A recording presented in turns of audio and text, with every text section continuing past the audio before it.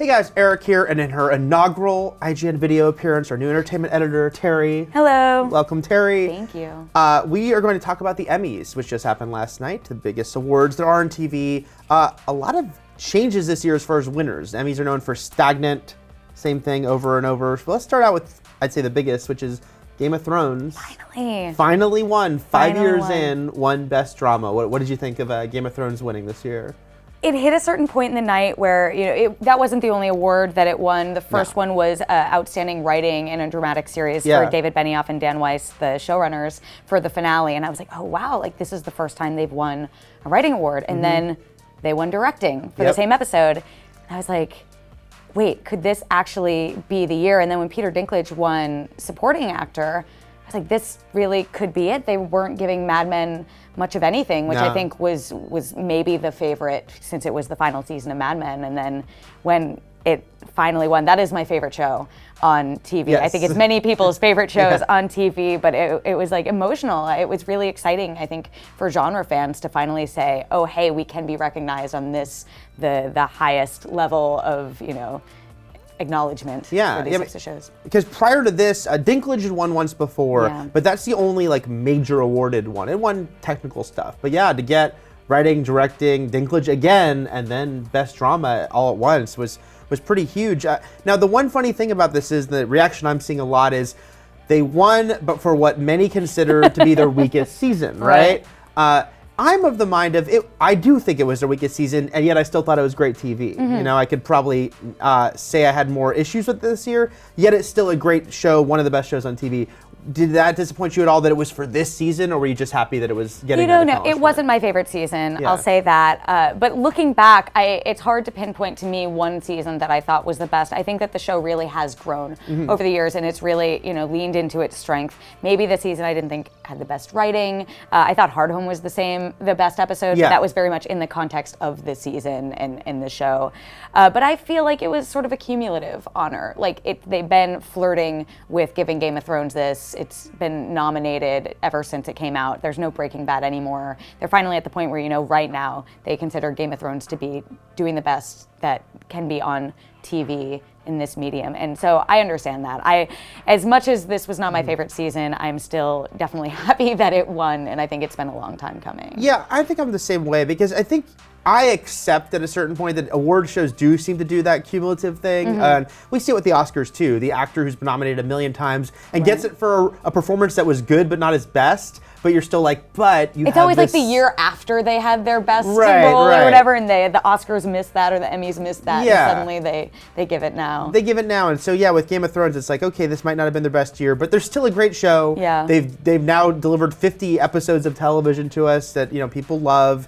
Not maybe every single one, but I thought, I think you kind of have to accept that with these major awards. I'm really interested to see right now if it will dominate for the rest of its run. Right. We're at this point right now where the end is in sight with Game of Thrones, if it's 8 seasons or whatever. They haven't actually committed to how many seasons it is.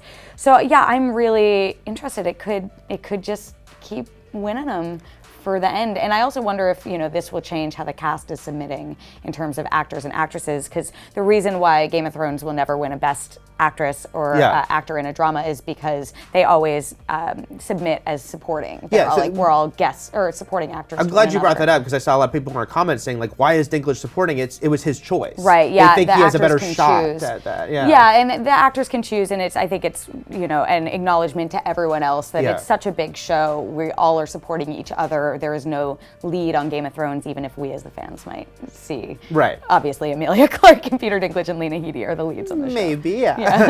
You mentioned will it win for years and years, and that's the thing about the Emmys that happens sometimes to point of frustration is they stick to a show, and so let's moving over to comedy. Modern Family had won 5 years in a row. And I'm one of those people personally who actually really liked the first couple seasons of Modern Family and was like, oh yeah, sure, give it to Modern Family. And then not only did I think the show got weaker, but when it's 5 years of the same thing winning, kind of like, come on. And so this year it mixed up. And I will say that Veep winning did surprise me, because I thought that if, spoiler I guess, Veep won.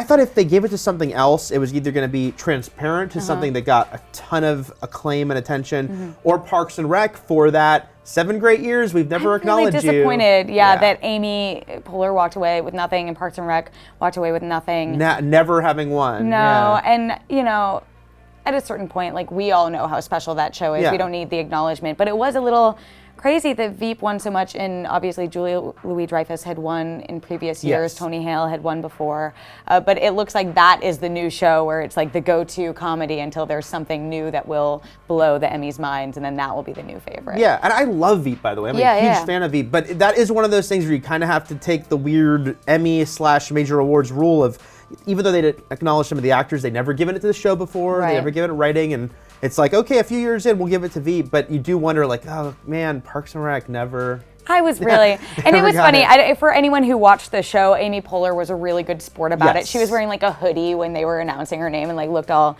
punk and tough. Had some attitude. Yeah. So I mean, I think that maybe they expected that it would not go to them, but at least it wasn't Modern Family again. At least it wasn't Modern Family for this. It would have been nice a record, to do something different. if it had done that 6 times. So that the streak was broken on that. Before we wrap up, let's mention a couple other notable ones, which is Mad Men didn't win in all the major categories that we thought it might, as far as for series and whatnot. But Jon Hamm, after 8 times being nominated for playing Don Draper, finally won, which I was very, very happy about. I mean, certainly, while it may have been cumulative or not, very well deserved, I thought. He got a standing ovation for that. It was like a really emotional. I think a lot of people at that show were really excited that he got to win, and I don't think that anyone else nominated in that category begrudged him that. Like, maybe next year will be Bob Odenkirk's year for Better Call Saul, or whoever else in that category. I thought it was really funny that Andy Samberg was like, I was pulling for Chandler, for Kyle Chandler in Bloodline. But yeah, I think that they made the right choice there. I'm glad that he got that recognition. Me too. It was kind of shocking when I was pointed out last night, someone on Twitter pointed out that no actor from Mad Men had won an Emmy prior. Really? I didn't even realize that. that. Which again, just a really acclaimed, great ensemble, but just hadn't before, but this was their last chance. And also it was great that Tina Fey gave it to him, because he's done such a good job of creating this second career where he's a funny guy who pops up on random comedies. And it started with 30 Rock to a lot of ways, and now he also did Kimmy Schmidt. So I thought that was great that it was her, giving it to him. Well, speaking of Kimmy Schmidt and Transparent, you mentioned earlier, I think it's really interesting that for the large part, the streaming services were sort of shut out, but there were 2 big wins for them. Yeah. And well, it's because House of Cards keeps getting nominated but not winning, and I don't think people truly think, I mean, it's a whole other conversation, that it's like one of the very best shows Maybe on TV. the first season. Maybe the first season, but it's sort of, tapered off and sort of become campy in its own fun way. I think we all love Kevin Spacey, just being Kevin Spacey. But I think that's interesting. And then, Jeffrey Tambor won for a Best Actor in a Comedy, which is like the first lead performer to win for any show on a streaming service. And I'm sure people at Amazon are having a lot of high fives over that one today. Yeah, and Uzo Aduba won for supporting actress in a drama this year for Orange is the New Black, which I think very well deserved. As much, going back to Game of Thrones, as much as I think that this was Lena Headey's year, that she was probably the second pick for that award, I think Uzo is doing amazing things on Orange. Yeah, it's funny because the networks are really getting shut out of these major awards for the most part.